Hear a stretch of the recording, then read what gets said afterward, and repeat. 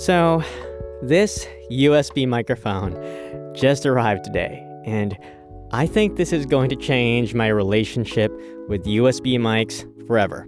Let me explain. Hi, my name is Dave Soltura, and I'm a voice actor who's worked with clients across 78 countries. And I've been a voice actor since 2012. And back in the 2010s, USB mics were frowned upon. In the voiceover world, in the music industry, in professional studios, USB mics were not considered real microphones. USB mics were considered toys or paperweights on your desk. But at the end of the day, how good does the microphone sound? Which is why this SE Electronics Neom USB professional USB microphone is special. Because I have scoured YouTube and the internet for comments about this microphone, and I've only ever heard high praise for this mic. In fact, some people even compare it to XLR mics. Some might say it's better than some XLR mics. But the question is, does the SE Electronics Neom USB live up to the hype? There's only one way to find out. Let the unboxing begin.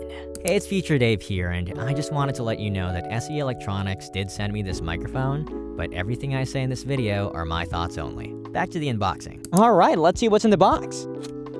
Comes with a nice manual. Oh, stickers. Okay, which of these is the mic? Let's take this box out first.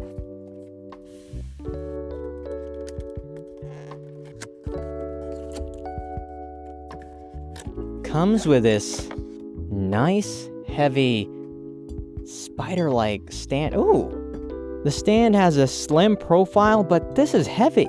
And it weighs 242 grams for the stand. For comparison, this Fifine A8 stand weighs 183 grams, but it's thicker.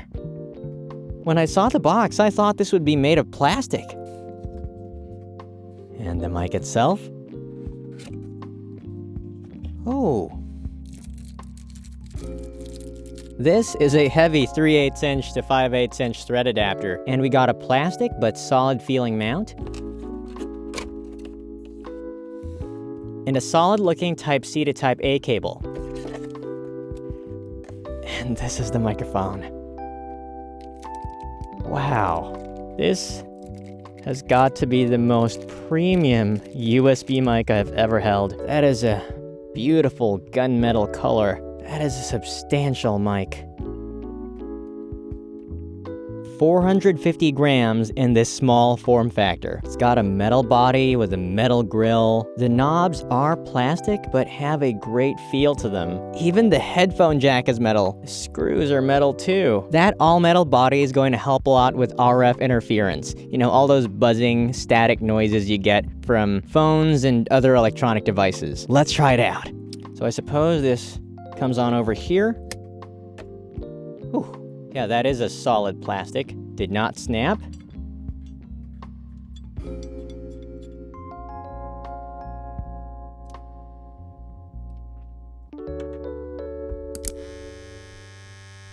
Huh.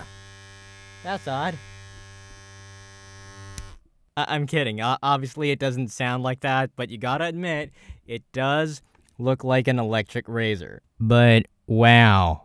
Can you hear this? Goodness gracious. I can't believe what I'm hearing. This is not the sound that comes to mind when I hear USB mic. Okay, I may have raised the gain too much earlier because the indicator light was turning red, but when it was turning red, the waveforms weren't clipping. So that could be distortion at the physical level. In a pinch, I wouldn't worry about that too much because it says here that when it turns red, you may hear distortion in the audio. It doesn't say you actually caused distortion. But it does say that if that happens, you back it off by 10 to 15%. But yes, right here we have our mic gain button, which adjusts our volume for the mic itself.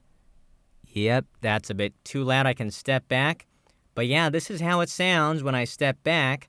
You do get a bit of proximity effect when you get closer, which is great because you get different tones out of this microphone. I do love close micing it because this is a rare, warm tone that I normally don't get from USB mics. You may get warm USB dynamics, but this is the first warm, USB condenser microphone that I've ever heard. This is the mic monitor level, which allows me to set the volume for the headphones, specifically for when I'm listening back to my voice through the Neom. But check this out, it's got a separate playback level button, which is your computer audio. And this would be great for singers and podcasters because if you have a music track running in the background, you'd want to be able to hear yourself loud and clear, so you turn the mic level up, then you turn down the playback level. Other USB microphones like this Maono PD400X, well, this one has a unified microphone/headphone knob, but since you only have one knob for volume, as you would want to hear your voice louder,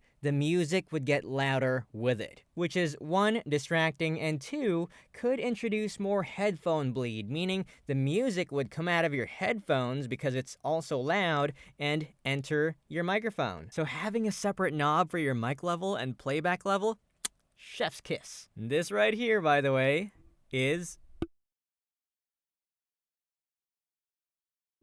If you didn't hear me, I said mute button. It's very subtle. The logo itself that glows is the mute button. And you'll know it's muted when it's red.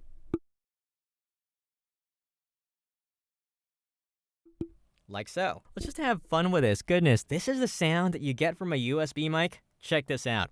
In the city, you must fight to survive. He sold tortillas in the corner, but the mob wanted in. I don't know who this guy is, but I want him in his tortillas. I want him. He had one chance, and his chance was to fight back. Wow. USB mic.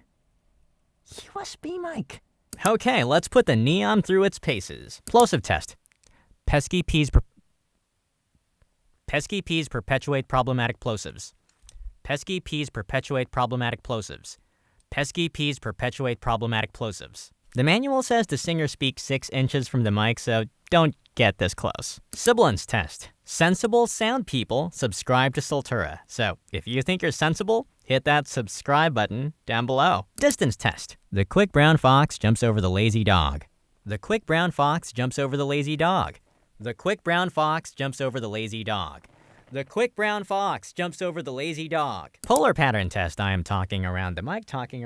I cannot go around the mic from here, so I'm going to go above it and around and right here, talking into the mic. Polar pattern test. Shaver test.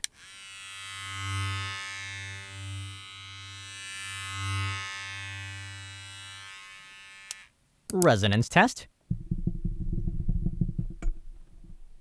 Moving the mic arm. Resonance on the mic itself.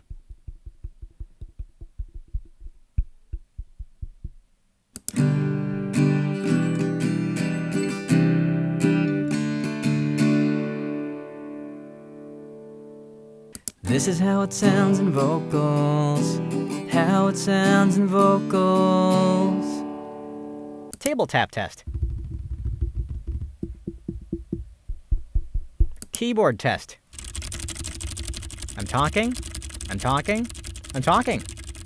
Now for the background noise rejection test. This is how the SE Electronics Neom sounds with my AC running at full blast in the background. How does it sound? This is how the SE Electronics Neom sounds on a low voice. And this is how the SE Electronics Neom sounds on a medium voice. And this is how the SE Electronics Neom sounds on a high voice. Okay, using these low impedance headphones, let me describe the headphone amps. So the mic monitor knob, this only begins to introduce hiss at around 2 o'clock. Before that, absolute silence. And the playback knob, this does not introduce any hiss at all. So when I crank back, oh wow, yeah, I don't hear a thing at all. Of course, through the monitors, but when I play back audio with the playback right here, it is going to be completely transparent, at least to my ear. To my ear, the recorded audio sounds just like the live audio that I'm hearing right now. All right, let's compare the SE Electronics Neom with a few popular microphones. You're hearing me speak into the Maono DM30, which is a budget USB condenser microphone, and this is how that sounds. And now we are back on the SE Electronics Neom as some kind of a palate cleanser, so to speak. All right, next mic. You're hearing me speak into the Fifine K688, a budget dynamic microphone. How does this sound? Back to the Neom. You just heard the Fifine K688, and we are back on the SE Electronics Neom. Next mic. Now you're hearing me speak into the Shure SM7b, the very definition of broadcast dynamic microphone. Back to the Neom. So that was the Shure SM7b. This is the SE Electronics Neom. How does this sound? Next mic. Now you're hearing me speak into the Neumann U87, a $3,200 microphone, and this is how that sounds. Goodness gracious, I love this microphone. Back to the Neom.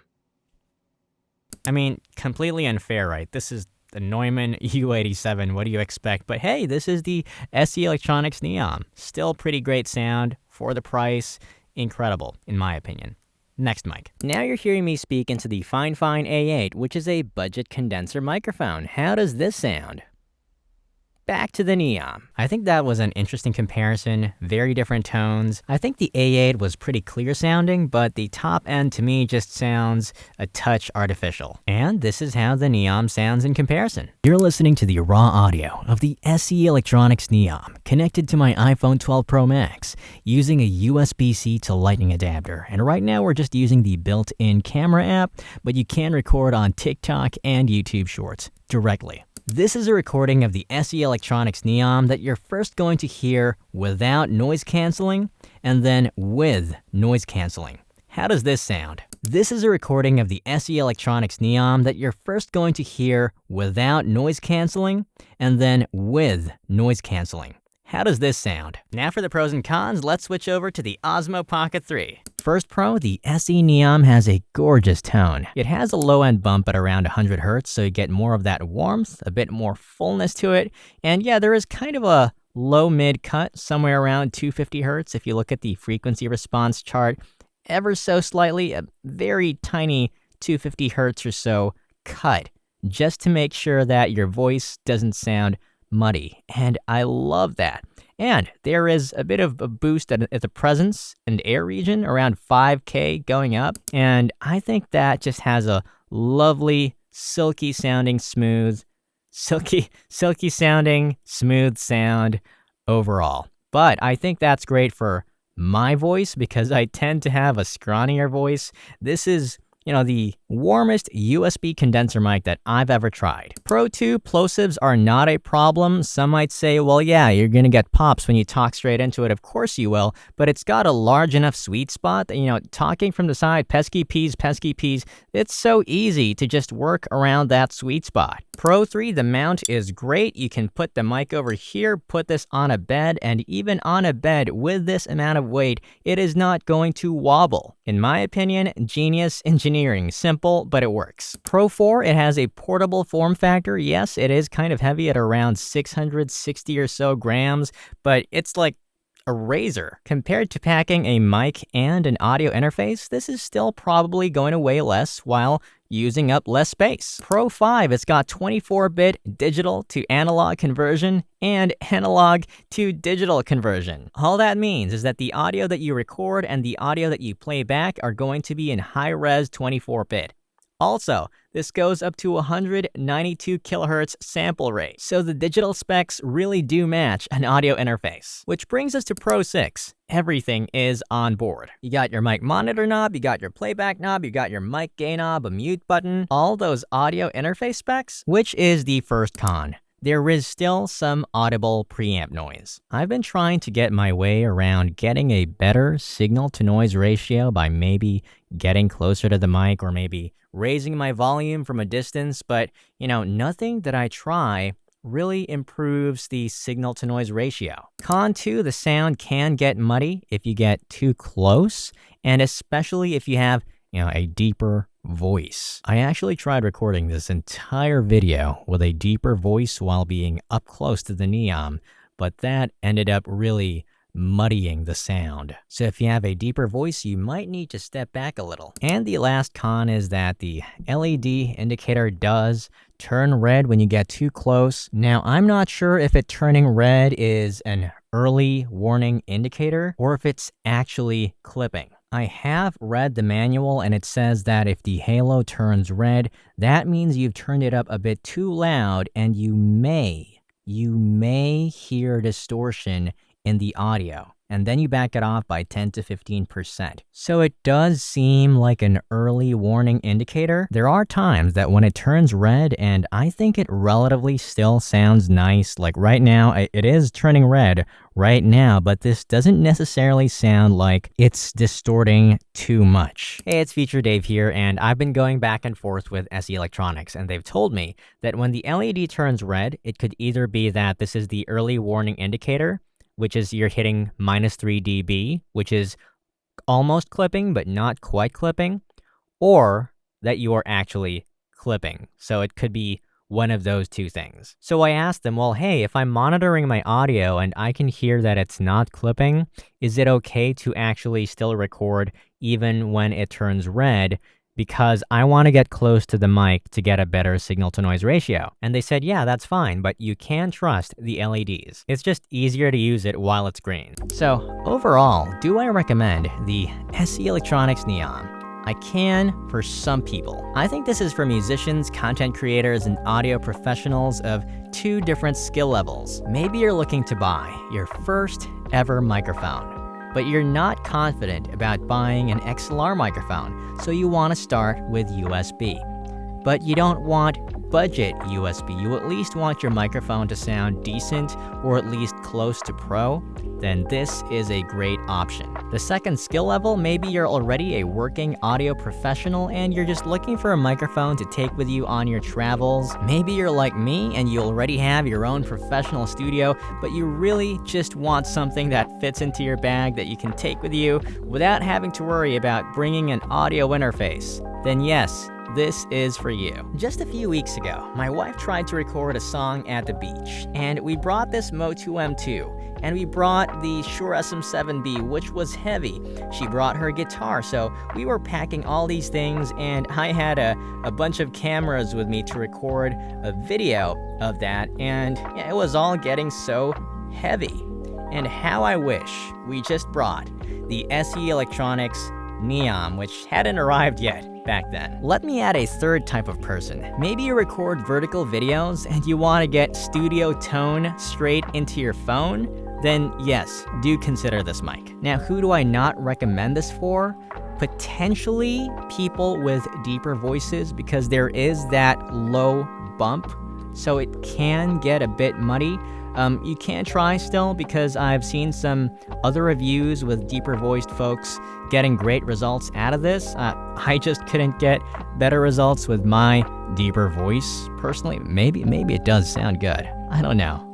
What do you think? I'll leave it to you. The second person I'm a bit hesitant to recommend this for is a person who already has a basic USB microphone. I do think that the Neom has a gorgeous tone, and that my voice is more suited to it than the budget microphones. But if you've already spent $50, maybe $100 on a USB microphone, I don't see the point in upgrading to yet another USB microphone. Overall, I think the SE Electronics Neom has a tone that is superior than even some XLR microphones. But the main thing holding it back is the preamp noise. But nowadays, when denoise software like Hush is available, I think the tone of the SE Electronics Neom more than makes up for any of its shortcomings as a USB microphone. And by the way, check out these incredible people. Thank you. And if you want to watch more videos like this, check out this video.